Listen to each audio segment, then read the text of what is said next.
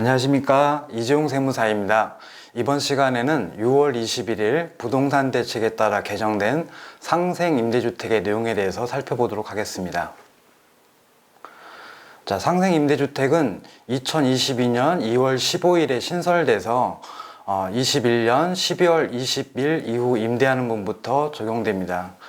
그런데 2022년 6월 21일 대책에 따라서 그 요건이 완화되었고 혜택은 확대되었으며 적용 시기는 2024년 12월 31일까지로 연장되었습니다. 상생임대주택은 임대인에게 주어지는 혜택이지만 임대료 인상률을 5% 이내로 제한하고 임대인의 비과세 요건인 2년 거주 요건을 충족하기 위해서 세입자를 내보내는 것을 방지하는 측면에서 임대차 시장 안정화 방안으로 마련되었습니다. 무주택자 및 임대 개시 당시에는 다주택자이나 향후 1주택자로 전환 계획이 있는 임대인에게 갭 투자로 활용될 여지가 있습니다. 자, 먼저 상생임대주택의 요건을 살펴보도록 하겠습니다. 첫 번째, 1세대가 주택을 취득한 후에 임차인과 체결한 직전 임대차 계약 대비 임대보증금 또는 임대율 증가율이 5%를 초과하지 않는 임대차 계약을 체결하고 2년 이상 임대한 주택에 대해서 적용됩니다. 이때 1개월 미만의 경우에는 1개월로 봅니다. 자, 두 번째와 세 번째 요건은 폐지되었는데, 자, 두 번째 요건은 종전에는 임대 개시 당시 1세대 1주택자여야 했는데 해당 요건이 폐지되었습니다.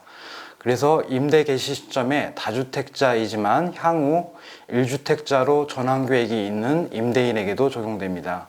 자, 세 번째 요건은 임대 개시 당시 기준시가 9억 원 이하의 주택이어야 되는데 가액 요건이 폐지되었습니다. 따라서 임대 개시 당시 주택의 가액에 상관없이 적용됩니다. 자, 그 다음 요건은 직전 임대차 계약에 따라 실제 임대한 기간이 1년 6개월 이상인 주택이어야 됩니다. 적용 기한은 24년 12월 31일까지 상생 임대차 계약을 체결하고 계약금을 지급한 경우에 적용됩니다. 자, 요건 중에서 직전 임대차 계약의 의미를 살펴보면 직전 임대차 계약은 주택을 취득하고 임차인과 새로 체결한 계약을 의미합니다. 따라서 주택 매수 시에 매도인으로부터 승계받은 임대차 계약은 제외된다는 점에 주의하셔야 됩니다. 따라서 임차인이 있는 주택을 구입하면서 임대차 계약을 승계받은 경우에 승계받은 임대차 계약이 끝나고 새로 체결한 임대차 계약이 직전 임대차 계약이 되며 그 다음 계약이 상생 임대차 계약이 될 수 있습니다. 또 주택을 취득한 후에 신규로 체결한 계약, 즉 주택을 분양받았다든지 세입자가 없는 주택을 매입해서 신규로 체결한 계약은 직전 계약이 없기 때문에 상생 임대차 계약이 될 수 없고 그 다음 계약이 상생 임대차 계약이 될 수 있습니다. 자, 다음은 그림으로 한번 임대차 계약을 인수해서 매수한 경우 사례를 살펴보도록 하겠습니다. 자, 2022년 7월 8일에 임차인이 있는 주택을 취득해서 임대차 계약을 인수했습니다.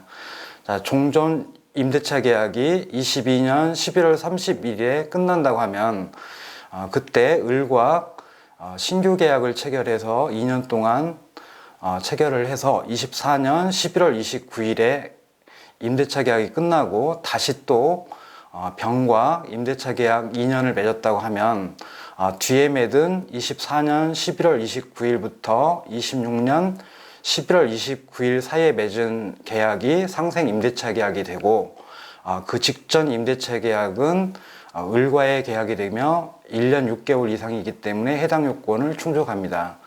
자, 그래서 직전 임대차 계약과 상생 임대차 계약 사이에 상승률이 5% 이내라면 26년 11월 29일 2년 임대 기간을 마치고 양도한다면 이 경우에는 2년 거주하지 않더라도 비과세 특례가 주어지게 됩니다.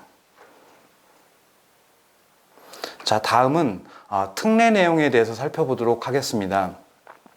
1세대가 상생 임대주택을 양도하는 경우에 해당 임대기간에 그 주택을 2년간 실제 거주한 것으로 보아서 소득세법 시행령 154조 1항, 155조 20항 1호, 159조 4항에 따른 거주기간의 제한을 받지 않습니다. 그 내용을 다시 살펴보면 첫 번째, 17년 8월 3일 이후에 조정 대상 지역에 취득한 주택의 경우에 비과세 요건인 2년 거주 요건을 충족한 것으로 봅니다. 두 번째, 임대주택 사업자의 거주주택 비과세 특례에서 거주주택은 원래 2년 이상 거주한 주택을 말하는데 이 경우에 상생임대주택은 2년 거주한 것으로 보아서 거주주택으로 인정이 됩니다. 세 번째, 1세대 1주택자의 장기 보유 특별공제율은 표 1과 표 2가 있는데 표 1은 보유기간 곱하기 2%고 표 2는 보유기간 곱하기 4% 플러스 거주기간 곱하기 4%를 의미합니다. 그래서 표 2의 공제율을 적용받기 위해서는 거주기간 2년 이상이 되어야 되는데 상생임대주택의 경우에는 거주기간 2년을 충족한 것으로 봐서 표 2를 적용합니다. 자, 이때 주의하실 점은 표 2를 적용할지 여부를 판단 시에만 2년 거주한 것으로 인정한다는 것이지 표 2에 따른 계산 시에 즉 거주기간 4%에서 그 거주기간에는 실제 거주기간만으로 계산한다는 점에 주의하셔야 됩니다. 자, 다음은 전세 및 월세 상호존환 시 인상률 계산입니다. 자, 보증금을 월세로 또는 월세를 보증금으로 전환하는 경우에 5% 이내에 충족하는지는 민특법 44조 4항에서 정하는 기준, 즉 1번과 2번 중 낮은 비율에 따릅니다. 연 10%와 2번 기준금리 플러스 연 2% 중 낮은 비율. 지금은 기준금리가 낮기 때문에 2번이 더 낮은 비율이기 때문에 현재는 1.75 플러스 2%, 즉 3.75%로 계산하시면 됩니다.